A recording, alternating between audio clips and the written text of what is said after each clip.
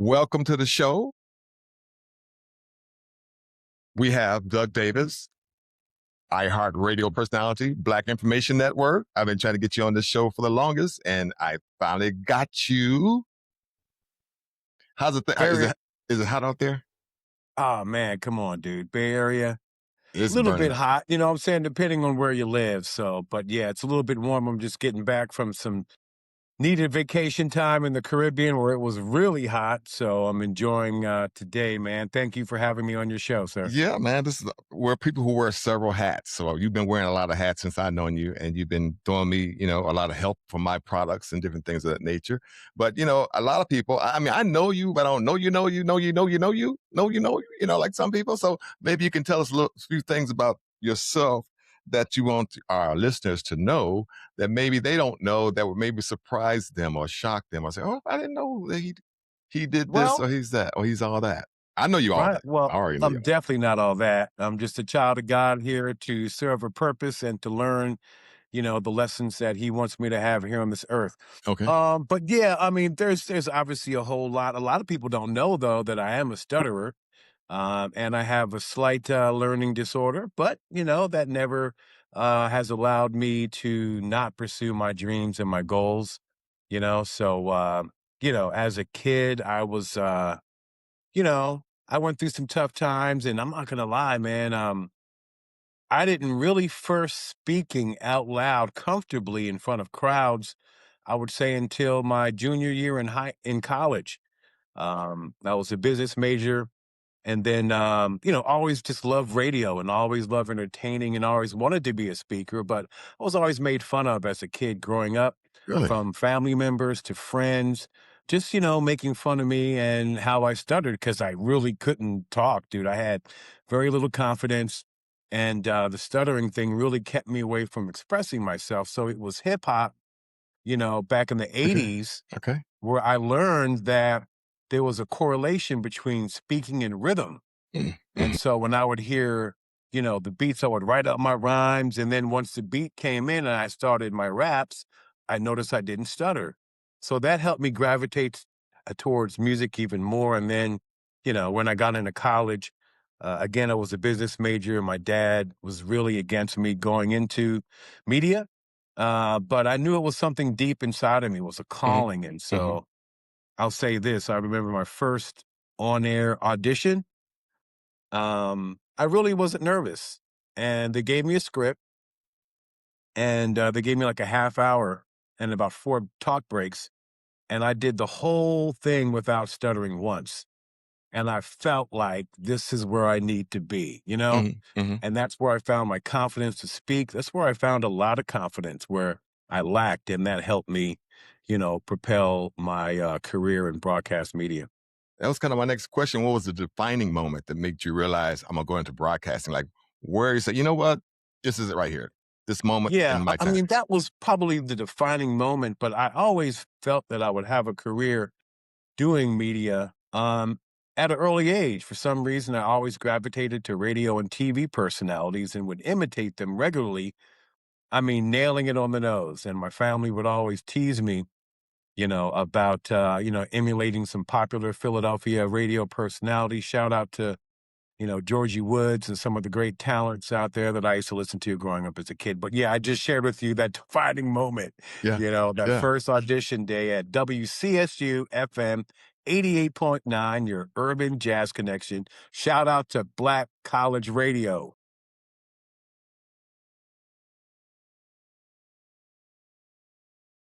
My grandfather, I think, wanted to be a radio personality or DJ or something of nature. And when I was a kid, he was just telling me about are people calling in? He was telling me about how you would go through training. They had to put a pencil in their mouth and talk with a pencil in their mouth. So that sounds weird to me, but it always was crazy to me but that always stayed in my mind that broadcasters had to do that to learn how to be great, I guess, great speakers, I guess. I'm not sure what the science is behind that for them to talk with a pencil in their mouth with their teeth closed like this. Yeah, that is kind of interesting. I never heard about that But one. good. I don't feel so bad. Yeah, yeah. I was given a number of, tools to help grow my voice because at the time I didn't have what they call pipes. I didn't have that Barry White That sound very right that, voice. Yeah, radio used to always look for, right? So yeah, yeah, I was yeah. given a couple of clues, but I was always told that I had natural ability and that some of the things that were taught to people I didn't have to worry about because it was already built in. And that was another, way of me saying, yeah, this is kind of where I'm supposed to be right. So then you start feeling as a natural.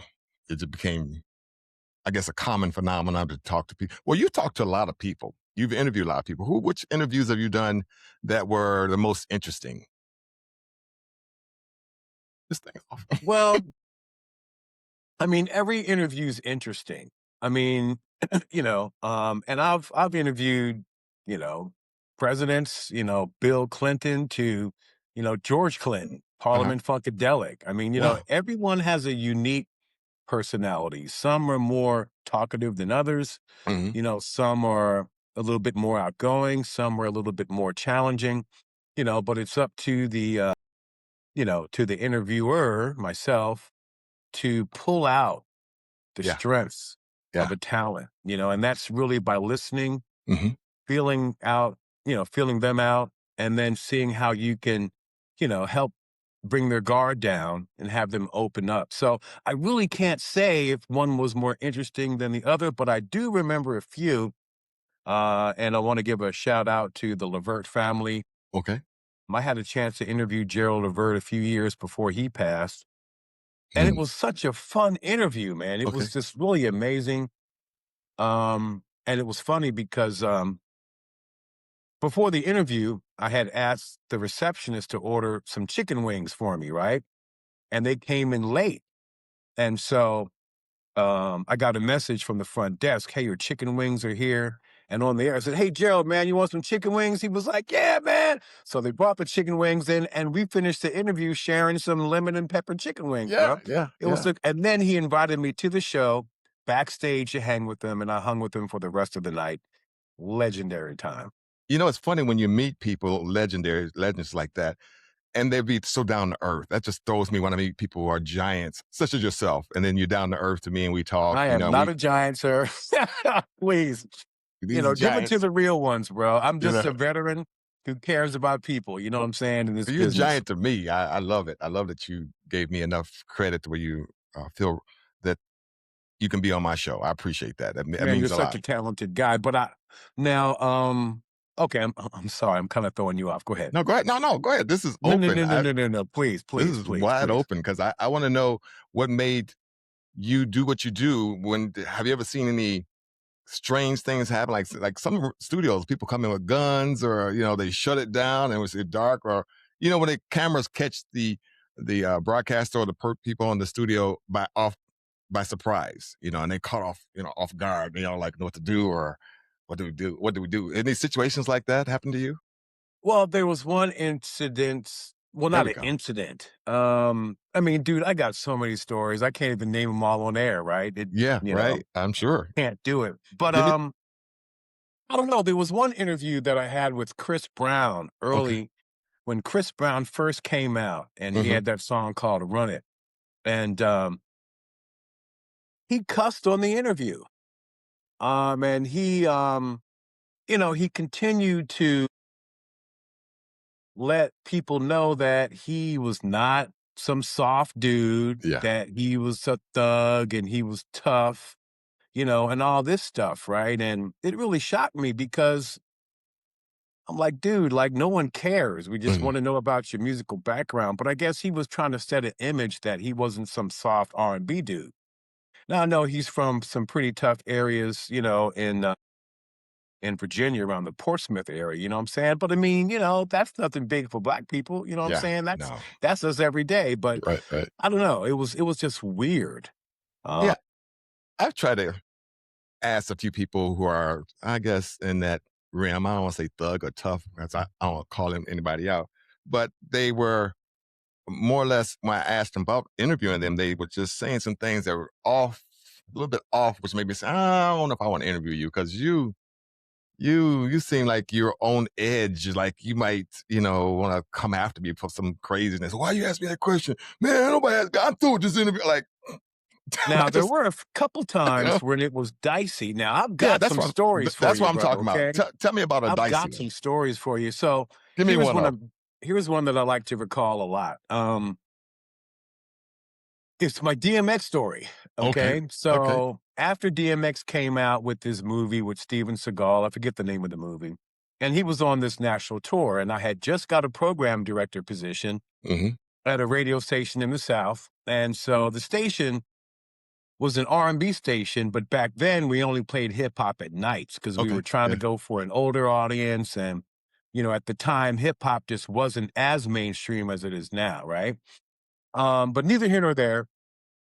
I'm on the air on a weekend, Saturday, filling in for my weekend afternoon guy, right?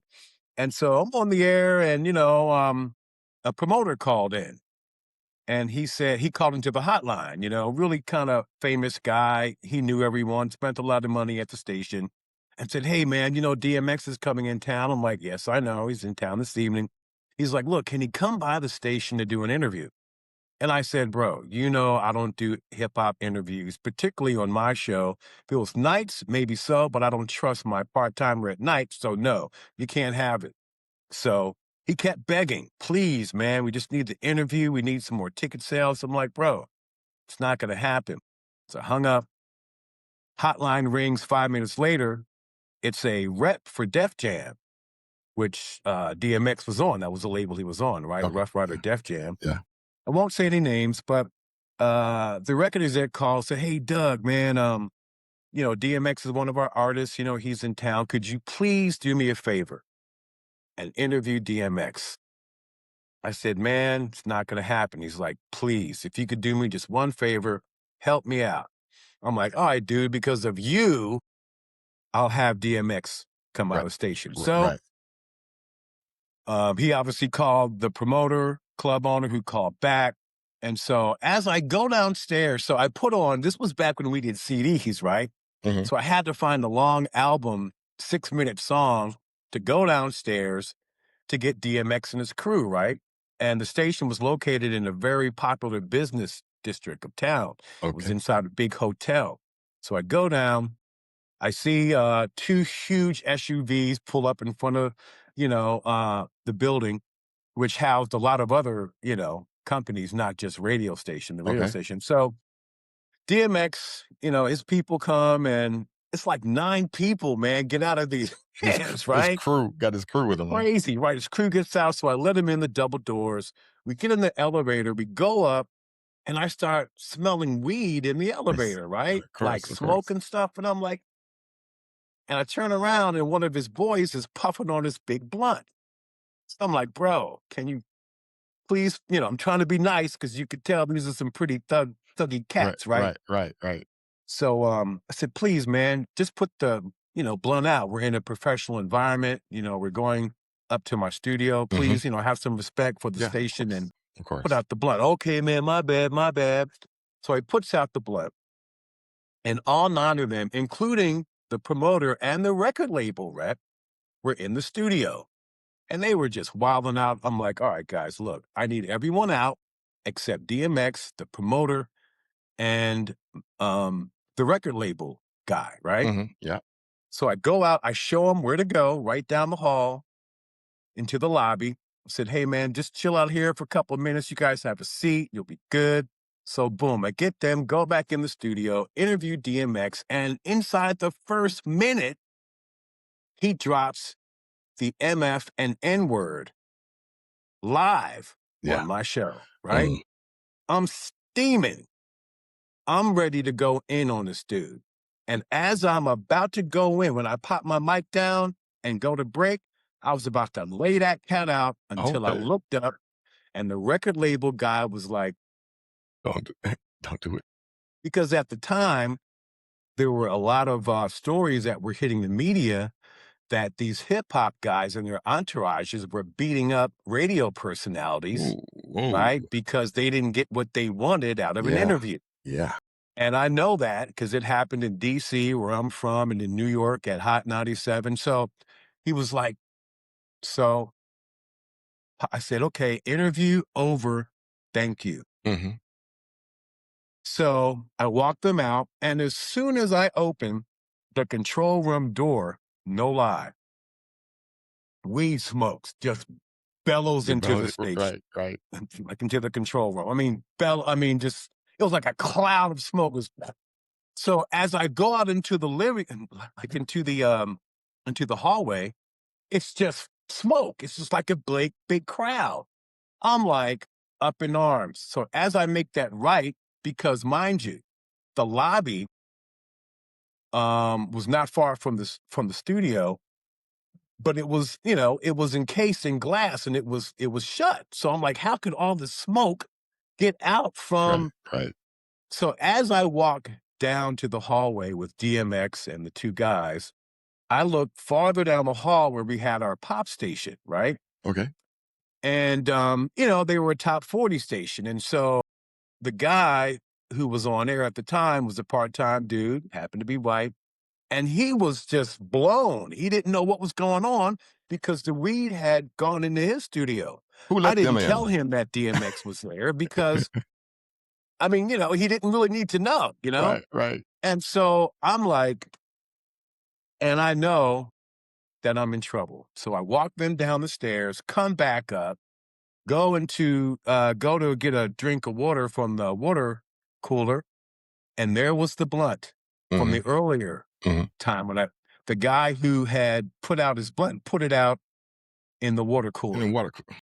And it was just so disgusting. Yeah. And so I knew that because of the MF that DMF X dropped, I knew all the smoke that Monday morning I was going to hear it. Right, Right. right. And sure enough, Monday morning, 8:30, as soon as I hit my desk, my phone rings. The receptionist is like, Steve, my general manager, wants to see you. Yeah. And I'm like, here we go. We need to So I talk. go in his office. He gives me a 90-day. Wow. He's like, mess up one more time and you're out of here. I told him the situation that I had no control. He didn't care. Didn't care. Then he pulled me back in his office and he said, look, here's what we're going to do. And this is when the city I was in was one of two municipalities in the country that failed to honor the MLK holiday. Okay. This was when everyone was kind of, joining in. Cities were joining in, making sure that the holiday was passed so people could have that day off to honor. But in this city, it wasn't. And we were in the middle of a strategic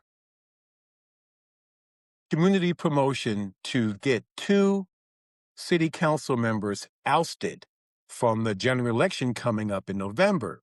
And we had already planned with Jesse Jackson, may he rest in peace, in the Rainbow Coalition, that once these two people were voted out, we knew who would be voted in. Now, we had to skirt a lot of FCC regulations and laws because there's a lot, but we did it legally, our Uh-huh. legal attorneys.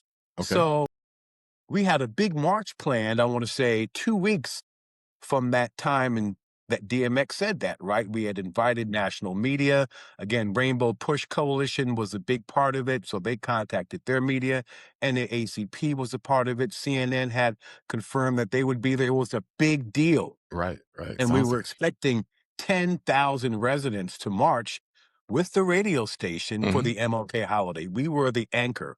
We were the sponsor of this movement, right? So, make a long story short, he said, look, Doug, this might save you. He said, you got the march coming up, and I was integral in the march in putting it together. He said, look, man, I need you to get 7,000 specially made T-shirts saying MLK Day with the station logo, MLK's, face in the back and all this stuff, so we look good in front of the media, right? Yeah, National yeah. media. Of course. So he said, now here's how we're going to get it. This is legendary. He said, I'm going to get you, I need you to drop every Def Jam song that's on the radio station. and I need them dropped now. And he said, now here's what's going to happen. This was a Monday. My music calls are always on Tuesdays. So he said, what's going to happen is you're going to drop them on Tuesday. You're going to take your call with Def Jam. Don't tell them anything. But on Wednesday, they're going to call back because they're going to notice that all of their songs, including DMX's latest single, is dropped from the playlist. Now, back then, radio spins was a big deal. SoundScan, that's how the record industry would, tell if a song was hot or not by the amount of spins, right? Nope, that was never my thing. But you know what I'm talking about, though, right? Well, I know exactly what you're talking about.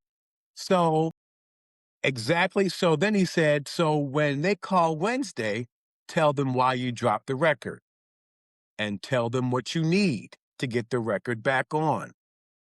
And that's what I did, right? Tuesday, boom, Wednesday, it was like clockwork.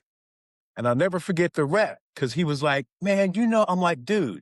He was like, no, this wasn't a station, this wasn't a Def Jam promo. I'm like, it wasn't a Def Jam promo, but you called me. You called me and I did you a favor and your artist crapped on my radio station. So I'm not putting your music back on, period, unless A, B, C, D, E, F, G. He said, man, I can't do that. Hung up the phone, called back 1,000 times. By Friday, the senior vice president of Def Jam, who I won't say his name, called me personally and said, Doug, what do we have to do to get all of the Def Jam songs back on your station and the current DMX hit single? Okay. I said, okay, here's what I'm going to need. I'm going to need 7,000 and ran down my request. He said, okay, send me, the specs of what you need and we'll get that done. I need it done ASAP. And if not, your music's not coming on because I'm not putting a song on until I get what I need. Of course. Monday morning at 9:00, I get a call from the receptionist. Doug, please come out here. You got all these boxes. I had like 20 boxes and I put them in promotions and they were 7,000 specially crafted t-shirts for this event. Okay. So they came through, put the songs back on, and we got our props from CNN when they covered. You saw 7,000 marchers with these shirts that said station logo, and it came out to be a big success. But that was one of many stories, dude. That's good Many story. I like that. I like that. But I thought that was kind of notable to share with you. Well, how do you keep your personal opinions from influencing your reporting, though? How do you keep that separate? Well, particularly currently today, with the Black Information Network, I always separate. I mean, you can't give opinions on a story. You can't. I mean, that's not proper journalism. But I did learn way back in the day that you can skirt around it just a little bit only if the majority of your listeners feel very much like you do. Yeah. Right? Yeah. So, let's take, for instance, all the racial gerrymandering going on and the Louisiana decision that pretty much gutted, the civil rights protections that we fought so hard for.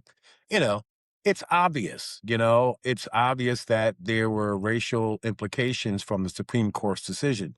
Like anyone could see that, right? So, I mean, in those type of cases, you can kind of give a little bit of opinion. We're not CNN, we're not Fox News, we're not MS Now. All those type of, cable news networks are skewed for a reason, right? A lot of people don't know the business behind it, which I won't share unless you ask me. But it's the business of entertainment, right? Yeah, that's true. But if you turn on CBS, NBC, ABC, some of the more terrestrial news outlets, you'll definitely get everything right down the line. Well, I've seen a video about who owns what. And so whoever owns whatever that is their opinion that you kind of respectfully following, isn't it? It comes from the top down. Would that be safe to say? Not necessarily No. true. Now, there are some, far right led organizations in news media that have that kind of dictate per se, and I don't think it's something that's on paper. Um, but there are a few organizations that are like that. But see, people don't know. Viacom, though it may be owned by, someone who may not, well, let me fix that. Viacom and those big parent companies, they own all the networks. They own Fox, they Okay. own CNN, they own BET, they own all these different companies. And so you have to have a variety of opinions because there are different advertisers out there that Mhm. look for certain demographics, Right. right? So you can't have all one opinion. There's a reason why, Drake was an influencer for Sprite way back in the day. It's because they wanted to market that product to black people. Yeah. So, Yeah. I mean, so yeah, you have to have various opinions in order to try to reach different demographics, if that makes any sense. It makes plenty of sense. Now we have AI changing journalism. So, do you see artificial intelligence as a tool or a threat or both? How do you use it? Where does it A affect you? tool, bro. It's Okay, not a threat. there you go. I There mean, you go. come on, man. I can Google a story Hmm. and I can take 20 minutes to read it or 15 minutes to read it. Or I can go on ChatGPT and have them break down the main elements of the story in 5 minutes. Now, I'm not saying that I use ChatGPT for research all the time, because ChatGPT really doesn't give you the details. The devil's in the details. So you still got to call, you still got to talk to people, you still have to get an angle. And, Google, ChatGPT really doesn't give the emotions. I mean, you can put an emotion in, like in the prompt, but it's not going to give you the inflection. It's not going to give you what's coming out of your heart when you're writing the story. So it's a great research tool because it gives me information quickly. But other than that, man, that's about it. The human element is always going to be better than anything. But again, it just thinks a little bit quicker than us, and it can give me the results that I need quicker than going to Google. Well, let's talk about the human element. What's the biggest misconception people have about working in radio or working in news? What's the best, you know what they're thinking, but that's not you or that's not how it works. So what's the best They think we make a lot of money for one, you know? I did think that about you Yeah, and your colleagues and stuff. yeah, So yeah. I mean, like, for I still instance, think that. I got a call from a public, relations, um, professional who books a lot of interviews for me. She says, "Hey, you going up to Martha's Vineyard, like, in August?" Martha, they have this big kinda Black excellence event with concerts and I stuff didn't every know. year. I It's didn't a know that. big deal. You gotta send me I'm that. like, "Girl, I ain't got no money to be going to Martha's Vineyard unless you're sending me, Right, right, right. unless you have a client that you want me to cover." But it's still a misconception that, and it's not just in radio, it's in music.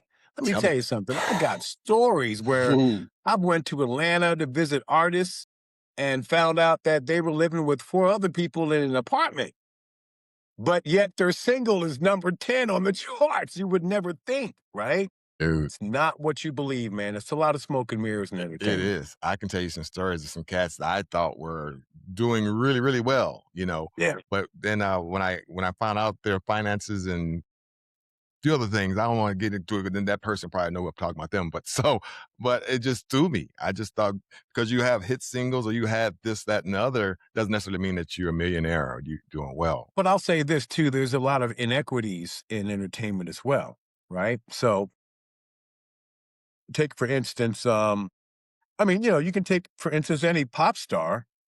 They get better deals than R&B and hip hop artists Okay. all day long, and their deals are structured different, right? So um I'm not gonna say it's by design, but just check your history, you know? Check your history and you'll see that it's really kind of tough out there, for some artists. But all the hip hop artists make it look easy, like they were really rolling dope with all their YouTubes that they were, flashy cars and houses it makes me think But they but all it's meant rolling that dope. way. Yeah. It's Yeah. designed that way. It's designed to make it look like there's all this wealth, you know, but Well, there's not. let's talk about that. Have you ever had a story that deserved national attention but didn't? Did you have something like that? You say, "Oh, this should have got more props than that. This should be on headline What do news." you There mean? should be some story that you may have done that you thought deserved more attention, more of a national attention that Well, didn't get. Is that all the that's time? every day.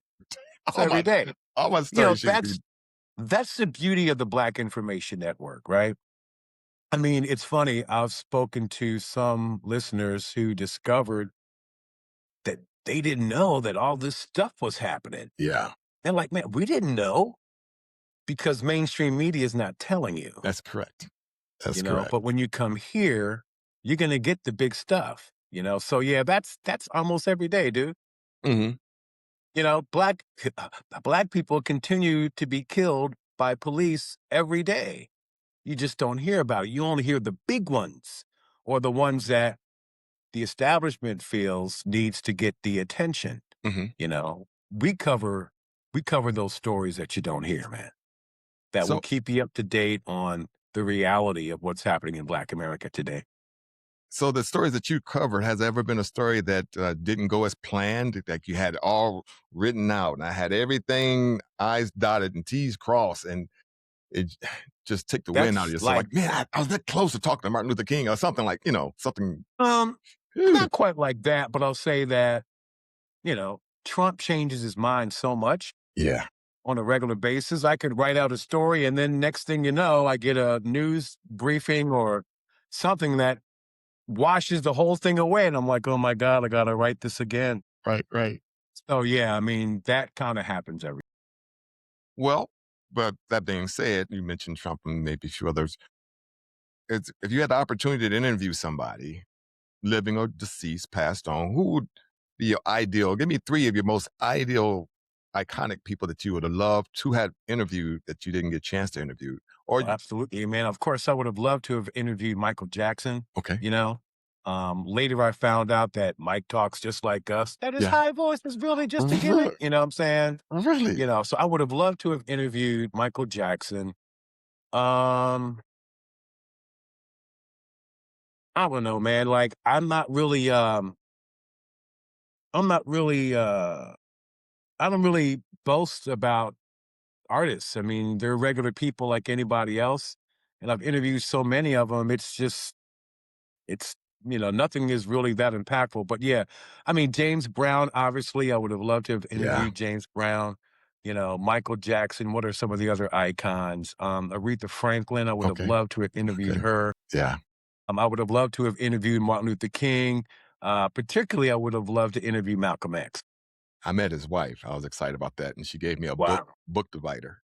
I said, "Can I have your autograph?" She said, "Well, I can't give you my autograph, but I give you this book Mhm. divider." And she had wrote on the book divider engaged. Yeah. So I cherish that. Yeah. Meeting people that you don't That get are a chance to meet. influential. Yeah. Yeah. Yes. Yeah. I Yeah. still would like to interview Bernice King, Okay. because I feel like she has a heart of gold and she's so poignant and so intelligent, but yet warm and very nurturing. Okay. Would love an opportunity to interview Bernice. Well, speaking of heart of gold, let's talk about you. When you're not on the air, who is Doug Davis?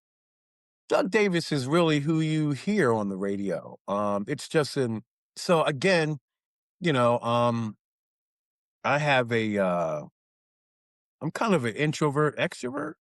Because as a kid, again, remember, I spent really Yeah. Right. 18, Right. 19 years of my life, dude, Right. not even speaking, Right. You did say that. so I always had that energy inside me to be an extrovert, but, just didn't have the confidence. Hmm. So what Doug Davis on the radio or television gives me an opportunity to be what I kind of really wanted to be per se. Okay. But then when that mic is off, I go back to being just kind of introvert Doug.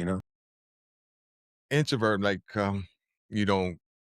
I don't want to use the word party, but you don't go out Let me and. tell you something, dude. I only party when I worked. And Okay. I've been in this business for 30 years. I started as like most of us, as a DJ, and so I've thrown some of the most elaborate parties. I was talking to a guy, what was it yesterday? That, you know, it's really not boasting. He just wanted to know about I passed. And I said, man, all those white parties that you used to go to, I started then. Now, I didn't Okay. start the white parties. Puff Daddy in the 90s really brought them to light, Okay. but white parties were always a big event in South Florida in the gay community, right? That's where Diddy got it from, and he took it to New York to the Hamptons and blew it up. And what I did is I took that theme and I brought it down to everyday normal people. Back in those days, I wanted to create events that were luxurious that most people couldn't attend. And so I just, you know, created events to make people feel like stars, Hmm. when Yeah. they really weren't. Okay. And so that was, one of a few that I created. I don't know if I really answered your question. I think I just tried to give you like an No, example. I think that was good. I just wanted to let those who are watching the show, the white folks, that the white parties is people that they were all white. So it's not Oh man, that's white like party. that's where it Confusing. came from. And really, that's what I got, right? Because it was so new at that time. We're talking 98, right? Yeah. We're Okay. talking 98. We're Yeah. talking before the big popularity boom of the white parties, which was in the early 2000s, right? Okay. Yeah. So Yeah. when I would promote my white parties, and by the way, my first white party was at a mansion, all Mm, white mansion owned by a brother who was a caterer. nice. And he opened up his mansion for me. And I had Dougie Fresh as my performing artist on the lawn, Hmm. and I had Tanqueray as my sponsor, and we just had clams on the half shell and vino coming off of ice sculptures. Man, it was legendary, man. Yeah. Yeah. But yeah, people were just like, "White party," what the I mean, What's that? white Yeah. folks. We already Right. knew about it. Right. Black Right. folks knew Right. about it because we heard about what Diddy did or Yeah. Puff Daddy did back then. Right. Right. And Right. they were just really honored to wanna be a part of something like that, that a radio station was kinda promoting, because back then, radio was big, didn't have streaming. Information was filtered through the radio, and Black information was even scarcer. So if you wanted to know what was happening in your city, you had to turn on the Black radio station, right? If you wanted to know where the parties were, where the concerts were, where the sales were, you turned on Black Of radio, course. and that's what we provided. It was a great time, man. So, in your providing that, what advice would you give someone who wants to earn public trust as a journalist? What? Just just just be real, Okay. be, authentic, Hmm. be humble, I mean, I get a lot of responses from my publicists who say, "Doug, man, like, you're so thorough, like, you respond, you know, um, you follow through, That's true about you. you then come back and say, 'Hey, thank you for the interview,' because most career journalists don't do that." I'm not a career journalist, right? Okay. I'm a media talent who's worked in, radio, hip hop, who has, the ability to do some news. I did news coming out the gate, Hmm. but really wanted to work for Black radio to make a difference. And that's what turned me over. So coming back to news now is, reminiscent of my first days as a broadcaster after graduating from Central State University, HBCU. Sorry, got to give my school some props. Do you? What other arts do you have? Are you a musician, or do you artist? Do you paint, or what other talents I do you mean, have? I've got some talents, but when it comes to this industry, I can't play a lick, dude. I wish I could play a guitar. I honor people like you, dude. I'm like, man, look at this guy. The only thing I have, which has been said by some greats like, let's say, Clive Davis, may he rest in peace, is I have a golden ear. For some reason, and that's how I got my respect as a DJ and as a radio music director. I can just hear hits. I can hear trends. I can hear see lifestyle movements before they blow up. And that's what gave me my credibility with, folks in the business of music. Because in radio, back then at least, if you had a good ear, that means you could predict a hit. And if you can Okay. put that hit on the radio before your competitor does, then that's gonna make your station shine a little bit more, if that makes any sense. So I can I remember. wanted Go ahead. oh, no, I was just gonna say I won a couple of back in the day, Billboard magazine had an award competition called Billboard Air Competition, where top program directors and radio music directors took part in competitions where they would give you a list of songs, you Mhm. know, maybe 4 or 5 months before they came out, and then you would try to chart the success of those songs. And for 3 years in a row, I came in second place. Great. And that just got me a lot of, a lot of needed publicity in the business, you know. What I was going to say, I shout out to my school, Oakland University. I worked in the radio station, so I'd go DJ, and they would give us all these albums. You know, they would come in, they would check the song that they think would be more popular to play, and we'd play that. But I found it just seemed like the songs that they thought was going to be hits, a lot of times were not hits, and songs that they thought wasn't going to make it was a hit. You know, Yeah. and I also found that, like, for example, we mentioned Michael Jackson earlier. They would play some of his songs. Like, they don't sound like nothing, but they would keep on playing it, playing it, playing it, playing it. Say, well, you know what? I guess it does sound pretty good, you know. But when it first come out on a lot of his hits, I would hate him. I said, man, I wish they quit playing this song. And then after a while, I get hearing it so many times. Does that happen to you as well? Where you hear it Well, I was going to repetitiously? say there's a lot of game behind what you just said, Talk right? That about it. a Talk lot of about it. people don't understand is I'm that, one of them. well, I mean, most people wouldn't, you know what I'm saying? But all those songs that we heard on the radio that were horrible that we ended up liking, Yeah, it's yeah. because one, we heard them 1,000 times, but the reason why they got on the radio, and some of, this may not be the Bible, but a lot of it had to do with publishing and ownership of the song, right? And I learned that when Keisha Cole came out. So when Keisha Cole came out in the early 2000s, she had 2 records. Now you could tell the girl could sing. No one really knew about her, right?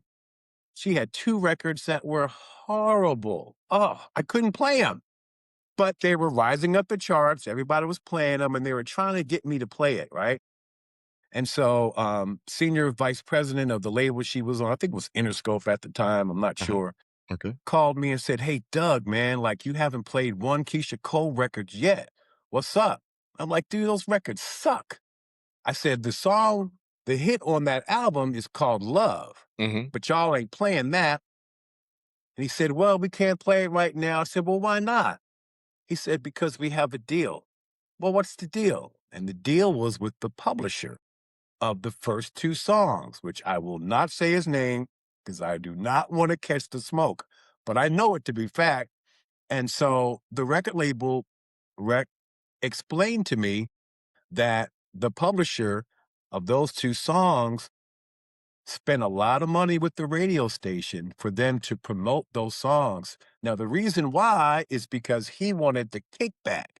See, every time back in the day when you would play a song, radio station would have to pay you money, right? Okay. At the Right. end of the day. Okay. So that means the more spins that this publisher gets for this particular song, the more money he's going to get coming back in, right? So the record label really didn't, I'm not going to say they didn't care, but they made the deal with the publisher, right? So the song Love was from a whole different publisher, Okay. right? Some unknown guy, right? And so back in the day, record labels, if you had a new artist or really any artist, Hmm. they would they would, as part of their marketing package, they would have 3 singles that they would have coming off the album. Now, of course, if you were Michael Jackson or just had a great album, you may have 5 or 6 singles come Yeah. off an Yeah. album. Of But course. for the most part, you had 3. The first song was always a big tempo song, a dance record, a Mhm. hit song. It had to be smoking. Second song was mainly a mid-tempo hit record, and the third song was kind of like a throwaway or, a song that they, thought might happen, right? And it was the same thing with Keisha. The first 2 songs, the first songs was a tempo record, whack. Second song was mid-tempo, double whack.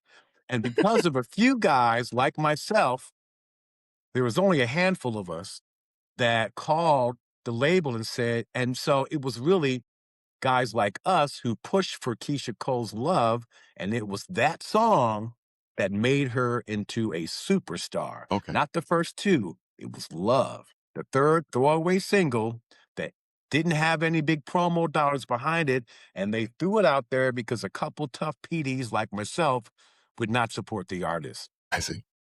I So see. yeah, if that makes any sense, It makes plenty of sense. So if you Yeah. could change one thing for the news industry tomorrow, what would it be? Change one thing about the news industry. I mean, there's a lot of things that needs to be changed, but what pops to your heads, man? I wish I could Well, I mean, let me change. ask you this. What do you feel needs to be changed? And maybe I can work off of that. I just wish that not so much the news changed. I just wish we had better searching tools to know what truth is. So there's a station, I forgot what it's called. Um, it's a station out there that just said we tell the truth all the time. You can check our sources and da da da. They go on about that, But how can we have better resources to see what's real and what's not real? Well, I'm not going to say this. Look, what news outlets broadcast Hmm. are real, right? They're not lying to you, man. Now, they may not be telling the whole truth, Embellished. right?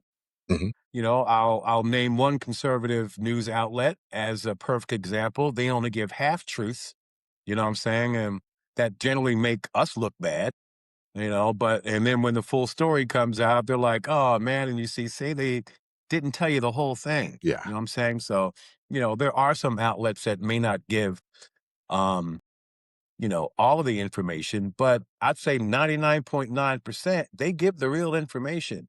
But still, it's up for you to dig what you want, right?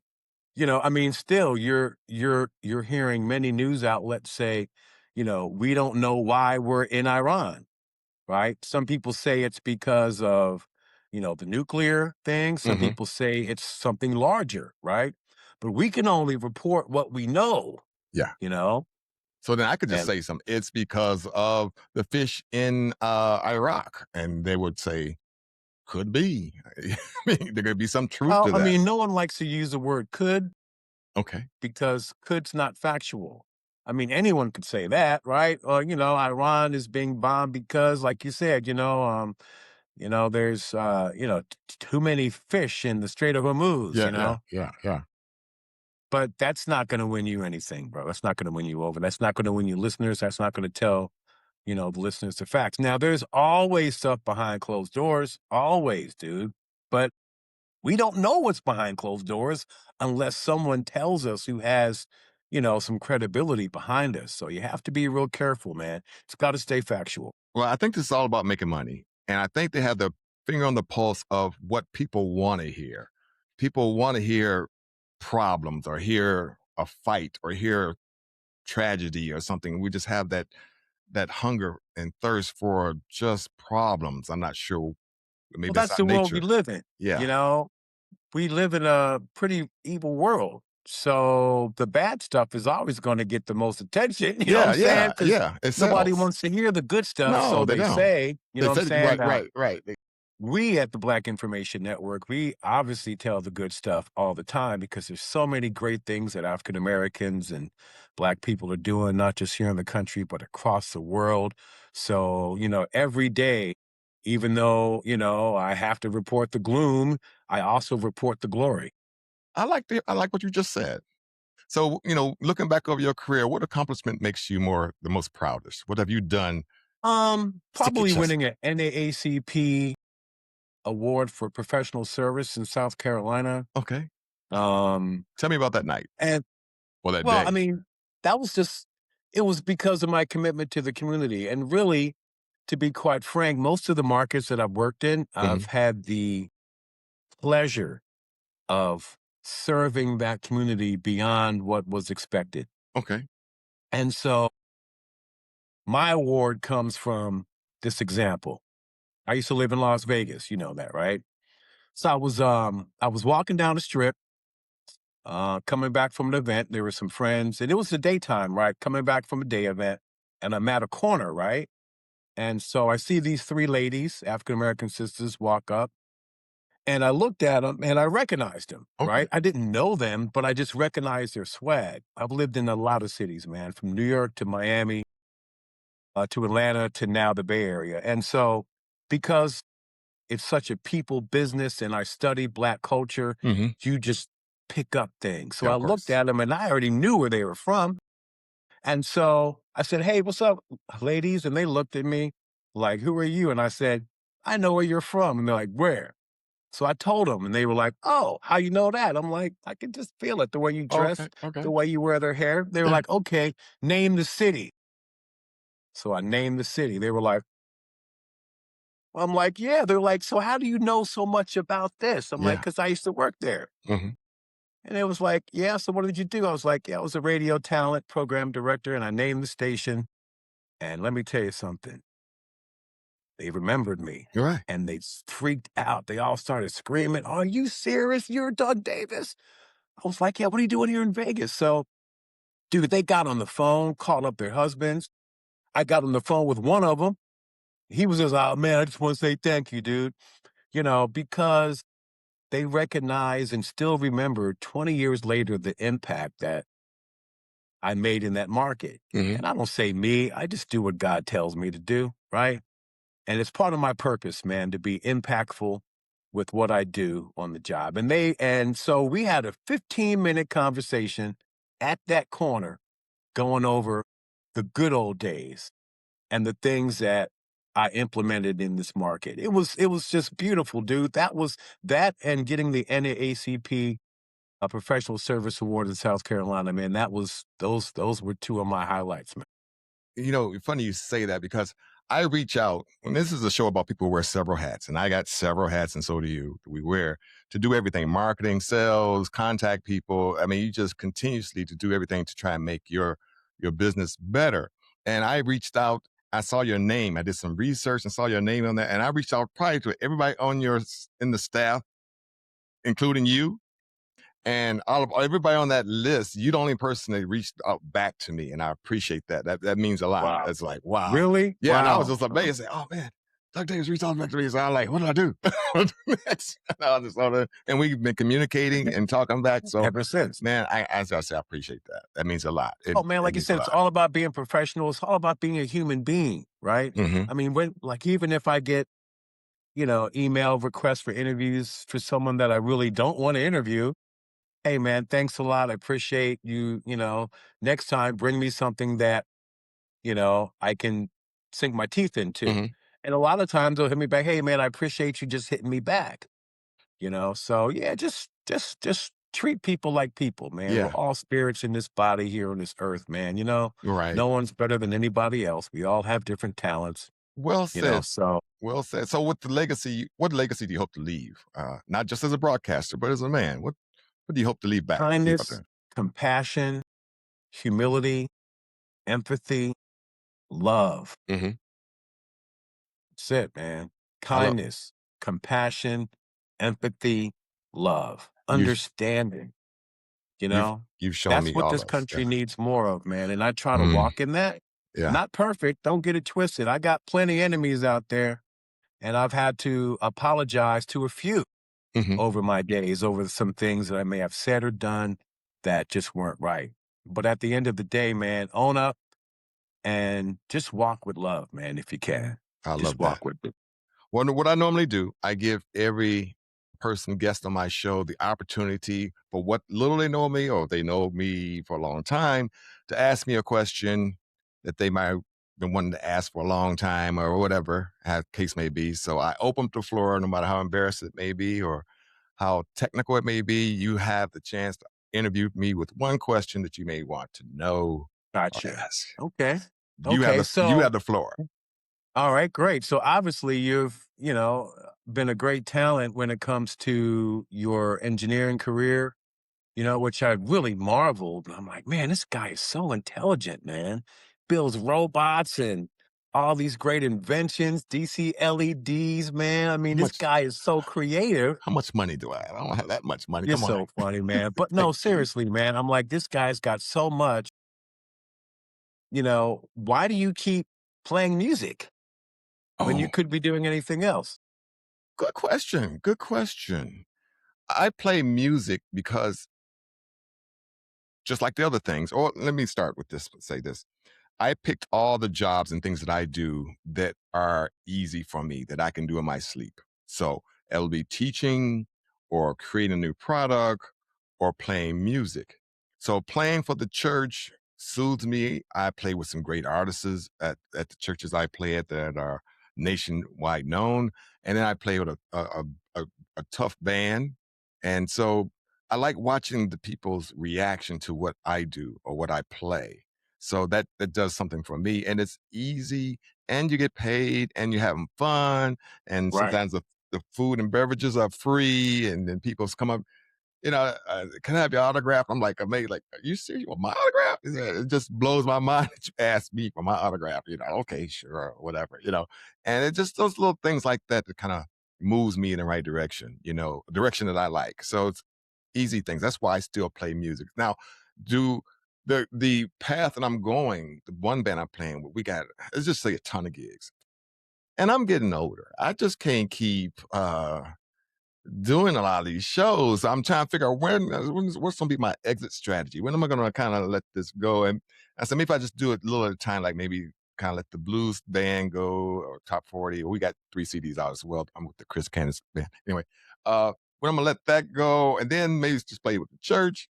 And then when I'm going to just kind of let that go and just, so I thought one guy told me he was in his 80s. I said, why do you keep working for the plant? What keeps you going? He told me, he said, young man, he says, as long as you have your mental and your physical strength, keep working. Don't ever retire. Don't lay down and don't do Right. nothing. Keep moving, keep your mind going. He said, if your mind stops or your body stops, then you think about, laying it down and relaxing and Right. chilling out. Right. He said, until that Right. happens, Yeah. keep running. So that's, Eh, I tell the people that same thing. So I think that's what keeps me, humble and keeps me running. That's good, man. And Yeah. let me add too, if you don't Sure. mind, Sure. Go before we ahead. wrap Go up. right ahead. I don't know if you're going to ask me another question, like No, final no. words or Yeah. anything, Yeah. but Yeah. The- I just want to give a shout out. A couple years ago, and just for some folks who are listening who may want to try to find their way to where their next opportunity is or what their next purpose in life is, just listen to your soul. God will tell you, not your heart, not your brain, but your soul. You are so right. I So right. created a nonprofit group called the Soul Music Museum and Hall of Fame, and the goal is to, you know, uh, preserve the legacy of American music, which started from the souls of enslaved Africans. And so, I would love for folks who are listening right now to help us out, if possible. Yeah, send me the link. I'm gonna Uh, post that. yeah, I'm gonna boost that for you. You know. we'll do. We're on Zephy right now. We're about to start a major you know, donor campaign to try to bring the museum to light. We are Hmm. at soulmusicmuseum.org. It's where Okay. you can find us. And we're right now planning to have a brick and mortar in Savannah, Georgia. So shout out to all my board members. Appreciate you hanging in there with the brother I on the like journey. that. Well, you got final word, man. You got the final word. Tell me what you think is gonna be the next great thing coming out for What, you. music or No, for you. Where you gonna oh, be what at? for me? Yeah, where you going at? Where you performing at? Where's your next Oh, outing? like you mean in broadcasting or Yeah, just yeah. overall? Overall, are you gonna be speaking somewhere? Or you got speaking Oh, engagements? no, Travel? man. Yeah. I mean, really, I don't have anything planned for the rest of the summer, at least. I'm just going to be kicking back working, man. I don't really go out too much. Like I said, I'm kind of that introvert dude, unless somebody pays me some money to go out and speak. So no, like I don't really have any speaking engagements. I just plan on getting married later this summer. Shout out to April Bay, and yeah, I mean, whatever God throws my way. But my big thing right now is a couple things. Is one, working more with you, and then two, getting the Soul Music Museum off the ground. Well, give it up for Doug Davis, And thank you so man. much, DC. Appreciate it, man. I know, all right? And Thanks for having me on, bro. whatever I owe you, just let me know. I got you. Never, brother. All right. Just you being you is enough for me. Well, this is the Circuit Podcast where everybody wears several hats, and that's what the show's all about. People wear several hats. And give it up for Doug. Again, we'll be in touch. All right. Thank you, man. God bless, bro. Bye bye. All right, see you later.